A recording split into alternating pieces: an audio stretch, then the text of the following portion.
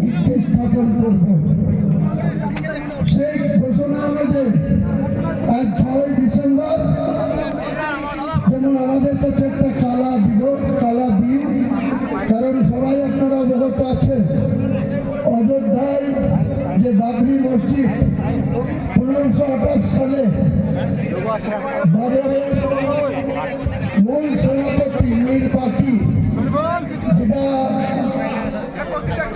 প্রতিষ্ঠা করেছিলেন, সেই মীর বাকির প্রতিষ্ঠা করা বাবরি মসজিদ 1992 সালের 6 ডিসেম্বর ডিমোলাইজেশন করে দেওয়া হয়েছে, অর্থাৎ ভেঙে দেওয়া একটা লোকলে হবে না ও ভাই।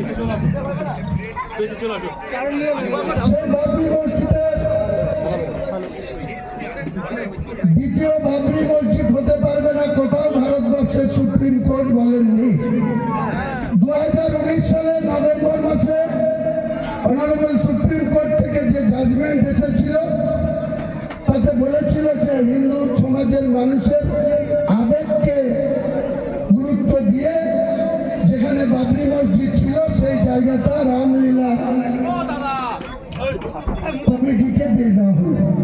শুধুমাত্র আবেগকে, ইমোশনালি, কোনো ডকুমেন্ট ছাড়াই ভারতবর্ষের সর্বোচ্চ ন্যায়ালয় সেদিনকে বলেছিল যে এই বাবরি মসজিদের জায়গায় নাকি আগে রামের জন্ম হয়েছিল, সেই রাম ওখানে জন্মেছিল, ওখানে হসপিটাল ছিল না, তার বাড়ি ছিল, তার কয়েকটা জমি বলেছেন হিন্দু সমাজের ইমোশনালকে গুরুত্ব দিয়ে, আবেগকে গুরুত্ব দিয়ে সেখানে বাবরি মসজিদ যেখানে ছিল সেই জায়গায় রাম মন্দির হবে।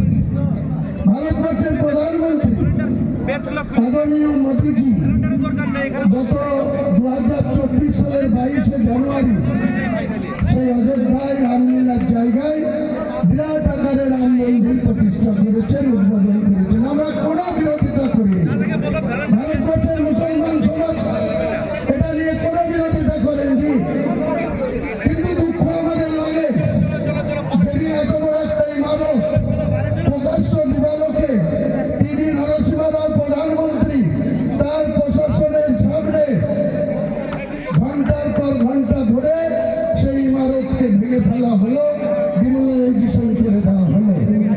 তারপরে জল অনেক দূর গড়িয়েছে, অনেক আইনি লড়াই হয়েছে। লাস্টে 2019 সালের নভেম্বর মাসে যে সুপ্রিম কোর্টের জাজমেন্ট তাতে কোথাও বলা নাই, অত্যন্ত দ্বিতীয় প্যারাগ্রাফে এটা বলা আছে রায়ে যে বাবরি মসজিদ তাকে উত্তরপ্রদেশ সরকারকে 5 একর জায়গা দিতে হবে। উত্তরপ্রদেশ সরকারের যারা দায়িত্ব আছে আপনারা জানেন, যিনি মুখ্যমন্ত্রী আছেন তিনি মুসলিমদের সম্বন্ধে কি আচরণ করেন ভারতবর্ষের লোক সবাই জানে, উত্তরপ্রদেশের মুসলিম ভাইরাও জানেন। তাই তিনারা যে জায়গা দিয়েছেন যেখানে ছিল বাবরি মসজিদ সেখান থেকে 14 কিলোমিটার দূরে, যেখানে মাত্র 15% মুসলমানের বাস, তার মধ্যে 5% মুসলমান একটু শক্তিশালী অর্থনৈতিক দিক থেকে, শিক্ষা দীক্ষার দিক থেকে, 10% মুসলমান সেখানে লেবার শ্রেণী, নির্মাণ কর্মী, তারা সেখানে করতে পারছে না বাবরি মসজিদ। তাই আমার মনে হয়েছিল যে বাংলায় 37% মুসলমান, মুর্শিদাবাদে 72% মুসলমান, বেলডাঙাতে 70% মুসলমান, সেই জায়গাতে আমি একটা বাবরি মসজিদ নির্মাণ করব। অনেক বাধা, সেই বাধার কথা পরে জানতে পারবেন। দিনের পর দিন যখন এই কাজ শুরু চলবে, আমি আজকে আবার আপনাদের কাছে ঘোষণা করছি বাবরি মসজিদ নির্মাণ হবে। কোনো শক্তি আটকাতে পারবে না, আটকাতে আসলে আমাদের জীবনের বিনিময়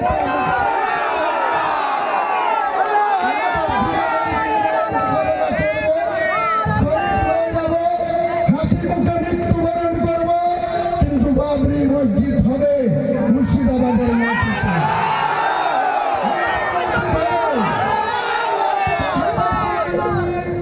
পাশাপাশি একটা ইসলামিক 500 বেডের একটা হসপিটাল হবে। এই যে আমাদের সরকার, স্বাস্থ্য দপ্তরের মন্ত্রী মাননীয় মুখ্যমন্ত্রী, পুলিশ দপ্তরের মন্ত্রী মাননীয় মুখ্যমন্ত্রী, মাইনরিটি দপ্তরের মাননীয় মুখ্যমন্ত্রী আরো অনেক দপ্তর নিয়ে তিনি বসে আছেন। আজকে যান, এখানে যে মিডিয়া আছে, ন্যাশনাল মিডিয়া আছে, তিনারা যান বহরমপুর মেডিকেল কলেজে গিয়ে যদি এই লড়ে না, এই এই সামনে যাও। যে একটা বেডে 3 জন করে রুগী শুয়ে আছে, কোন রুগী বেড পায়নি, নিচে শুয়ে আছে। স্বাস্থ্যের কি অবনতি হচ্ছে, যারা স্বাস্থ্য পরিষেবা পেতে গিয়ে তাদের স্বাস্থ্যের আরো অবনতি হচ্ছে। আর এই সরকারের নেতৃত্ব আমাকে বাবরি মসজিদ করতে বাধা দিচ্ছে। এর জবাব গোটা বাংলার মুসলমান সমাজ আগামী দিনে এই সরকারের আমি আবেদন করব। বাংলার মুসলমান সমাজ এখানে বাংলাতে সামনে চলে আয়, সামনে 7 চলে আয়। কোটি 66 লক্ষ ভোটারের মধ্যে 2 কোটি 82 লক্ষ 533 জন মুসলমান ভোট আছে। সামনে চলে। 2 কোটি